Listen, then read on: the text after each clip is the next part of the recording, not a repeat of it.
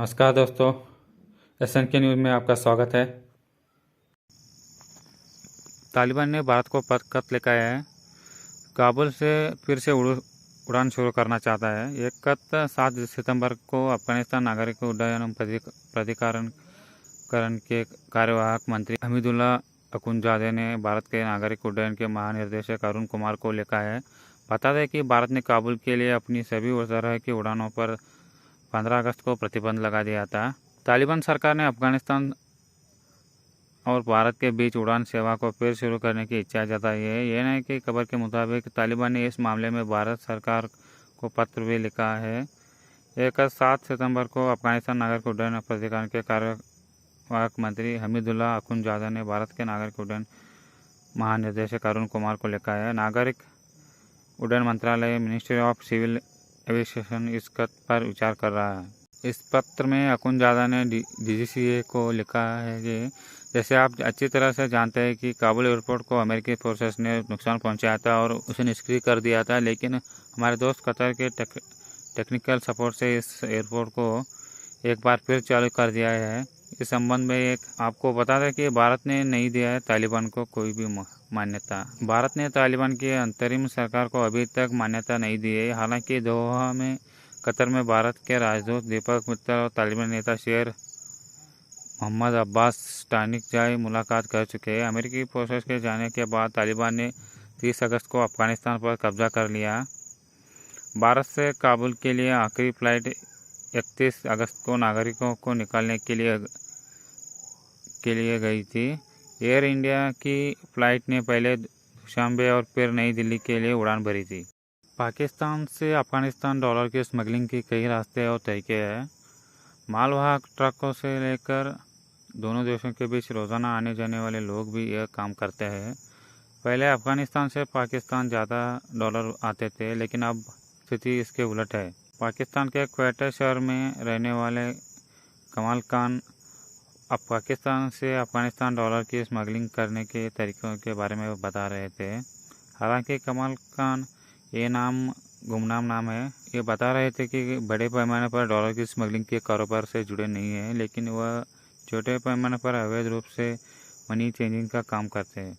पाकिस्तान में state bank द्वारा dollar सहित विदेशी मुद्राओं को खरीदने और बेचने के लिए लाइसेंस जारी किए जाते हैं, लेकिन अवैध मनी चेंजर भी इस व्यापार में शामिल होते हैं जो ग्रे मार्केट में काम करते हैं।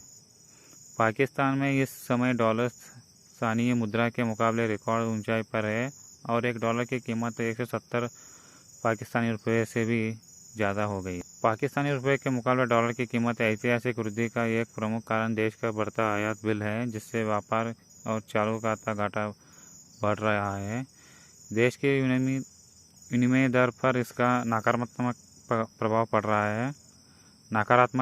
पड़ रहा है। हालांकि ज़्यादा आयात के कारण रुपये पर पड़ने वाले दबाव के साथ अफगानिस्तान की स्थिति भी रुपये के मुकाबले डॉलर की कीमत को बढ़ा रही है। पिछले कुछ हफ्तों में पाकिस्तान के निजी क्षेत्रों से इसका इशारा मिला है कि आधिकारिक स्तर पर पाकिस्तान स्टेट बैंक के गवर्नर ने एक सम्मेलन में पूछे गए सवाल में इसे स्वीकार किया। पिछले कुछ हफ्तों में पाकिस्तान के निजी क्षेत्रों से इसका इशारा मिला है, लेकिन आधिकारिक स्तर पर पाकिस्तान स्टेट बैंक के गवर्नर ने एक सम्मेलन में पूछे गए सवाल में इसे स्वीकार किया। जब उनसे पूछा गया कि आप अफगानिस्तान में बदलती स्थिति और डॉलर की कमी की वजह से पाकिस्तान से अफगानिस्तान में डॉलर की स्मगलिंग हो रही है और देश की विनिमय दर पर इसका नकारात्मक प्रभाव पड़ रहा है, इसके जवाब में स्टेट बैंक के गवर्नर ने कहा कि कुछ हद तक अफगानिस्तान में डॉलर की स्मगलिंग भी रुपये के मुकाबले डॉलर की कीमत को बढ़ा रही है। स्टेट बैंक के गवर्नर ने पाकिस्तान अफगानिस्तान सीमा पर सख्ती करने की जरूरत पर जोर दिया।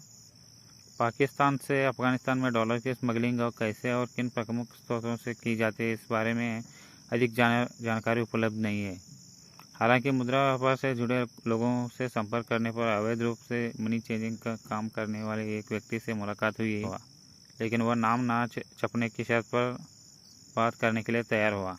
अवैध रूप से मनी चेंजिंग का काम करने वाले कमाल खान अफगानिस्तान में डॉलर की स्मगलिंग के बारे में बताते हैं कि डॉलर पाकिस्तान से अफगानिस्तान दो तरह से आता है। यमन के जरिए अफगानिस्तान जाने वाले डॉलर कराची की मार्केट से खरीदे जाते हैं और ये कराची की कानूनी मार्केट से नहीं बल्कि ग्रे मार्केट से खरीदे जाते हैं। उन्होंने कहा कि क्वेटा में डॉलर का कोई खास मार्केट नहीं है, वहाँ केवल मौसम के आधार पर विदेशी मुद्रा का व्यापार होता है। जैसे कि हज और उम्रा के लिए विदेशी मुद्रा की आवश्यकता होती है, तो उस समय कुछ गतिविधियाँ होती है। कमाल का कहना है कि कराची से क्वेटा तक का पूरा मार्ग एक समूह के पास है और क्वेटा से चमन और फिर अफगानिस्तान तक स्मगल होने वाले डॉलर का प्रबंधन दूसरे समूह ने संभाला हुआ है।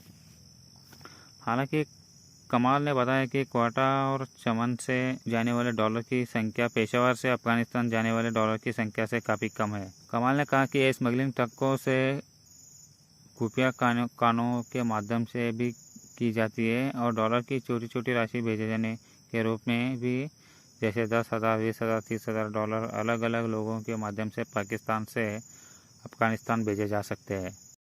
थैंक्स दोस्तों वीडियो को देखने के लिए। चैनल को सब्सक्राइब कीजिए, लाइक कीजिए, शेयर कीजिए।